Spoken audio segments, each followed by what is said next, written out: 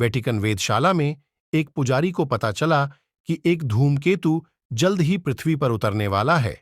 वह तुरंत अपने संदेह की पुष्टि करने के लिए पुस्तकों का एक समूह जांचता है और अपने वरिष्ठ को सूचित करता है, जो इस मुद्दे पर चर्चा करने के लिए परिषद को इकट्ठा करता है।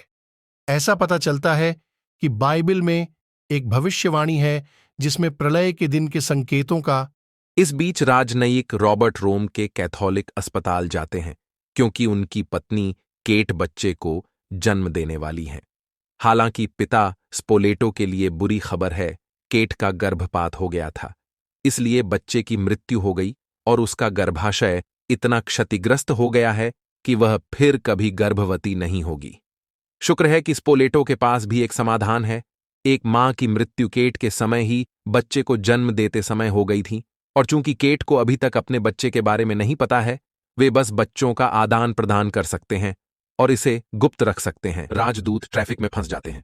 उस समय एक कार्यकर्ता गलती से व्हील स्टॉपर को गिरा देता है, जिससे एक टैंक ट्रक सड़क की ओर लुढ़क जाता है, जब तक कि वह राजदूत की कार से नहीं टकरा जाता। इससे चारों ओर गैसोलीन भी फैल जाता है और उसी समय एक आदमी सिगरेट गिरा देता है, जिससे विस्फोट हो जाता है। इस घटना के बाद रॉबर्ट को नए राजदूत के रूप में चुना गया और वह परिवार के साथ लंदन चले गए, जहां उन्हें एक विशाल फैंसी घर सौंपा गया। 2 साल बाद केट डेमियन को पार्क में ले जाती है और जब उसका फोन बजता है तो उसका ध्यान भटक जाता है। जब वह कॉल उठाती है तो कोई जवाब नहीं देता है और बाहर घूमने के बाद वह यह देखकर टूट जाती है कि डेमियन गायब हो गया है। सौभाग्य से वह जल्द ही उसे एक पेड़ के पीछे छिपा हुआ पाती है और उसे डराने के लिए उसे डांटती है। कुछ दिनों बाद डेमियन के 5वें जन्मदिन के लिए एक पार्टी आयोजित की जाती है और पत्रकार कीट इस कार्यक्रम को कवर करने के लिए आते हैं। नानी मदद कर रही है, तभी अचानक उसकी नजर पास में बैठे एक काले कुत्ते पर पड़ती है और उसके शरीर में कुछ बदलाव आ रहा है। वह तुरंत घर की छत पर चढ़ जाती है और खुद को मिटाने के लिए रस्सी का उपयोग करने से पहले घोषणा करती है कि वह डेमियन के लिए ऐसा कर रही है। हर कोई घबराने लगता है और कीट घटना की तस्वीरें लेता है, जबकि रॉबर्ट डेमियन को लेने के लिए दौड़ता है, उसे नजरों से बचाना चाहता है। हालांकि डेमियन चिंतित नहीं दिखता और कुत्ते की ओर हाथ भी हिलाता है। घटना जल्द ही समाचार में पहुंच जाती है और पत्रकार रॉबर्ट का पीछा करना शुरू कर देते हैं, लेकिन वह इस मामले पर टिप्पणी करने से इनकार कर देते हैं। उनसे बचने की कोशिश करते समय वह गलती से कीट से टकरा जाता है और उसका कैमरा तोड़ देता है, लेकिन उसे एक नया कैमरा खरीदने का वादा करता है। बाद में फादर ब्रेनन रॉबर्ट से मिलने आए और उन्हें बताया कि डेमियन एंटीक्रिस्ट है। उन्होंने बताया कि वह जन्म की रात वहां थे और उन्हें पता था कि डेमियन की असली मां एक सियार थी। रॉबर्ट सोचता है कि वह आदमी पागल है और सुरक्षाकर्मी उसे ले जाते हैं।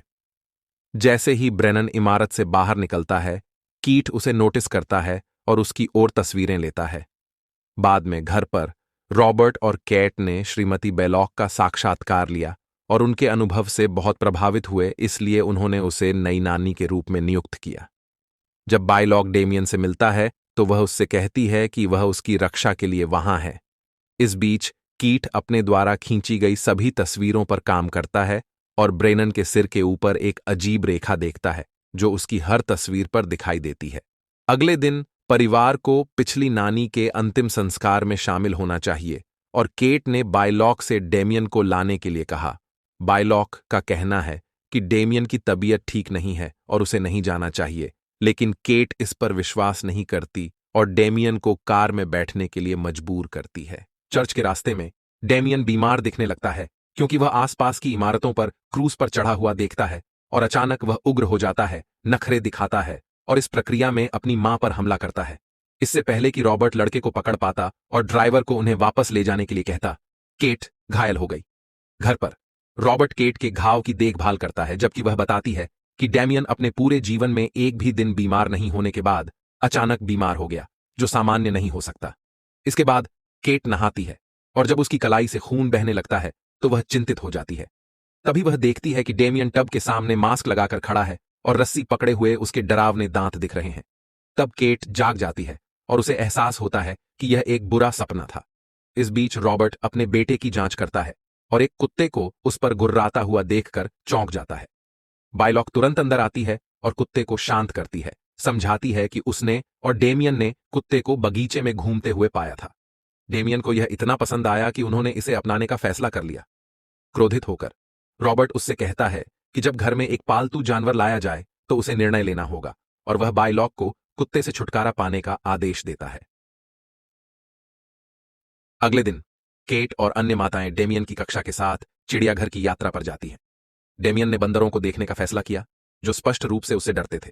केट ने इसे नोटिस किया और उसे दूर ले जाने की कोशिश की, लेकिन डेमियन उन्हें घूरता रहा और अचानक एक गोरिल्ला ने कांच पर हमला करना शुरू कर दिया, जैसे कि वह उस लड़के पर हमला करने के लिए पहुंचने की कोशिश कर रहा हो। जैसे ही सभी जानवर दहाड़ने लगते हैं, हर कोई दहशत में भाग जाता है, लेकिन डेमियन अभी भी एक खाली चेहरा रखता है। जब वे घर लौटते हैं, केट अंततः टूट जाती है और रॉबर्ट को बताती है कि डेमियन के बारे में कुछ अजीब है। वह यह भी निर्णय लेती है कि उसे उपचार की आवश्यकता है। उस रात केट सोने से पहले अपने दांत ब्रश कर रही थी और उसके साथ दर्पण में एक राक्षस दिखाई देने से चौंक गई, लेकिन यह सिर्फ एक और दुःस्वप्न था। जब वह नीचे जाती है तो वह डेमियन को रसोई में सैंडविच बनाती हुई पाती है, लेकिन वह उसके किसी भी सवाल का जवाब नहीं देता है। वह बस अपने कमरे में चला जाता है। इस बीच कीट चित्रों का विश्लेषण करना जारी रखता है और अधिक अजीब रोशनी के निशान ढूंढता है। कुछ समय बाद रॉबर्ट एक चर्च समारोह में भाग ले रहा था जब ब्रेनन उससे संपर्क करता है, जो दावा करता है कि केट खतरे में है और उसे मिलने का समय और स्थान बताता है। वह यह भी कहते हैं कि यह आखिरी बार होगा जब वे एक दूसरे को देखेंगे। जब ब्रेनन चला जाता है, कीट फिर से उसकी तस्वीरें लेता है। जल्द ही रॉबर्ट की मुलाकात ब्रेनन से होती है, जो उसे बुगेन पार्ट 2 जल्दी अपलोड होगा, सब्सक्राइब कर दो।